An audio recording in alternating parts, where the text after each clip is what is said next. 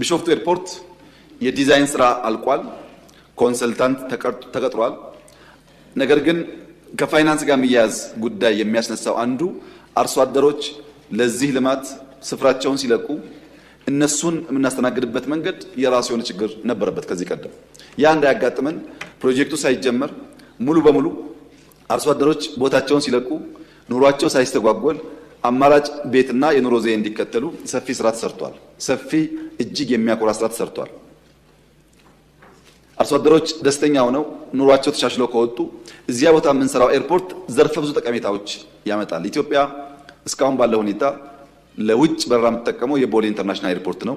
ቦሌ ደግሞ አዲስ አበባ ስለሆነ ከፍተኛ አልቲቲዩድ ስለሆነ ከዚህ ራቅ ወዳለ ስፍራ የሚሄዱ አውሮፕላኖች በቂ ነዳጅ ነው ሊነሱ አያስችላቸውም እና የግድ ዋሽንግተን የሚሄድ አውሮፕላን ደብሊን አርፎ ነዳጅ መቅዳት ይጠበቅበታል። አሁን የመረጥነው ቦታ እነዛን ችግሮች የሚፈታ ነው። በቂ ነዳጅ ነው። በአንድ ጊዜ ረዘም ያለ ቦታ መጓዝ ይችላሉ። በመውረድና በመውጣት ያለውን ኮስት ያው መገመት ይቻላል። ከዚያ በተጨማሪ ከ100 ሚሊዮን ፓሴንጀር በላይ በአመት የሚያስተናግድ ስለሆነ በአፍሪካ የመጀመሪያው ትልቁ አየር መንገድ ብቻ ሳይሆን ትልቁ ኤርፖርትም ይሆናል።